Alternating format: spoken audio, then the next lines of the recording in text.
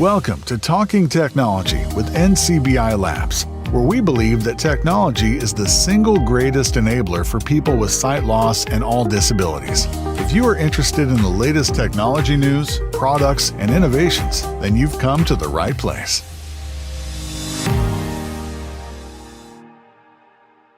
Microsoft have only recently announced some massive changes to their Microsoft Soundscape product. We've talked a lot about Microsoft Soundscape here on Talking Technology in recent months, but they're making some big changes to the product. JP, do you want to tell us a little bit about what's happening and what this means for the future of Soundscape?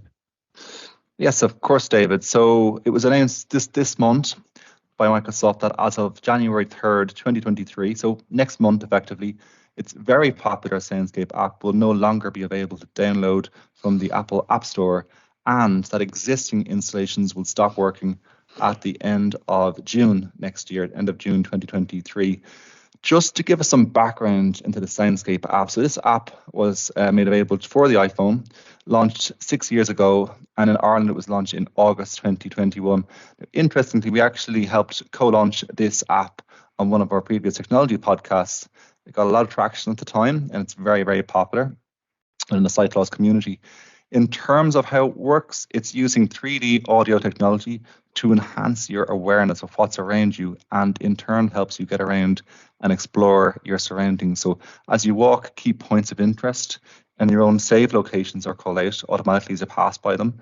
But the Soundscape app also can tell you about your current location and direction and what's ahead of you. So in terms of what's happening next, beginning from 3rd of January next year, only around the corner really, the Soundscape code will be available as open source software so that anyone can continue to build on and find new ways to leverage it for growing navigational opportunities, apps in the future. Now, we can read this information and we think this is terrible news. Soundscape's coming to an end. It's coming to end of life. But there could be potentials here, considering it is being made open source. So there could be potentials here, as I say, to develop this, and we might see some new features, for example, be included. It might be Soundscape as we know it, but you never know. The future might be bright with Soundscape, or whatever it might be called in the future. So that's worth bearing in mind. But I'll be really interested, guys, David and Joe, do you guys use or have you used the Soundscape app? And what are your thoughts about this news? I do use the Soundscape app. I don't use it every day. I'd use it mostly in areas that I don't know. So say, for example, if I'm in Dublin and I want to find out the points of interest that are around me, I would turn on Soundscape, put my AirPods Pro in my ears, and I'd have them in transparency mode so I can hear the outside sounds coming in. And then I'd walk and I'd hear whatever's on my left in my left ear, and whatever points of interest are on my right in my right ear. So it might say McDonald's on your left, and on your right, we'll say Gresham Hotel or whatever it could be. Do you know what I mean? So that's an example of where it comes into use for me. I found I didn't use the beacon that much. Some people love using the beacon.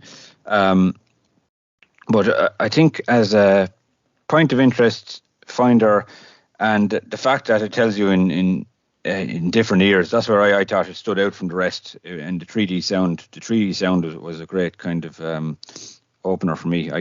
That's what I liked about it.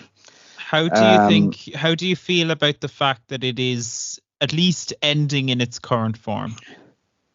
I suppose it's disappointing that it's ending in its current form, because you like the idea of a massive company like Microsoft being behind an app like this. So obviously they'd be one of the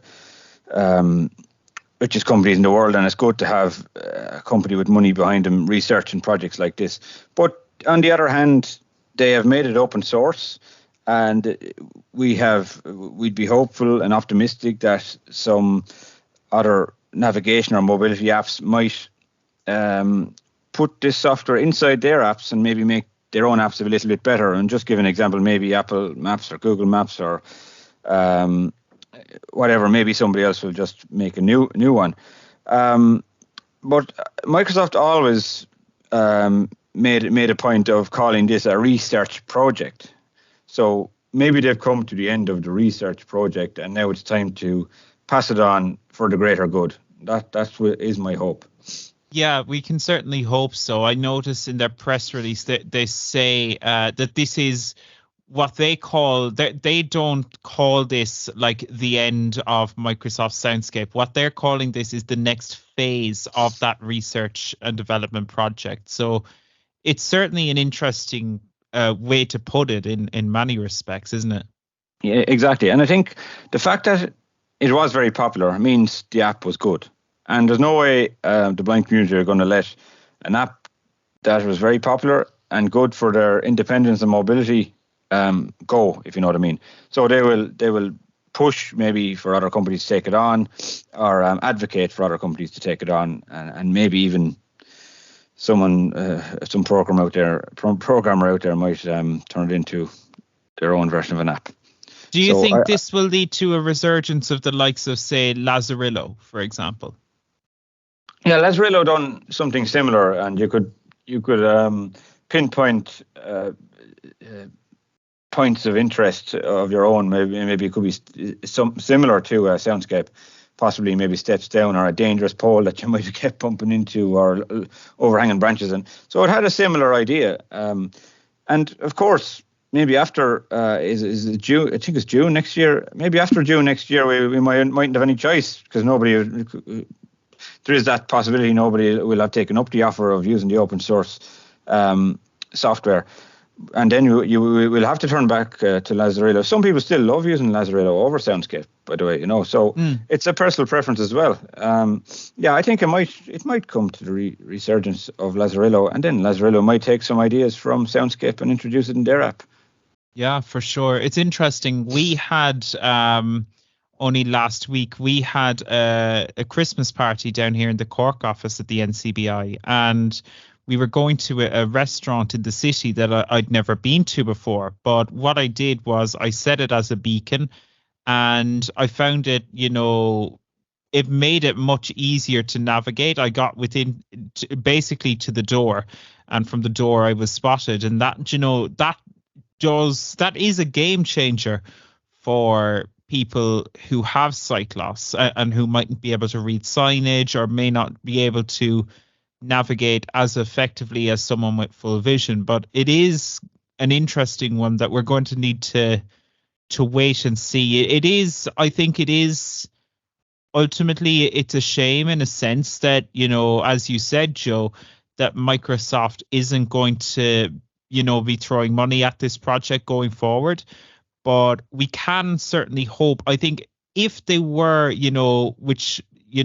this is a much better solution than them just shutting it down. Do you know what I mean? And it being just gone for good. Do you know? Without a doubt, it's a better solution than shutting it down. And I would commend them for handing over the open source software.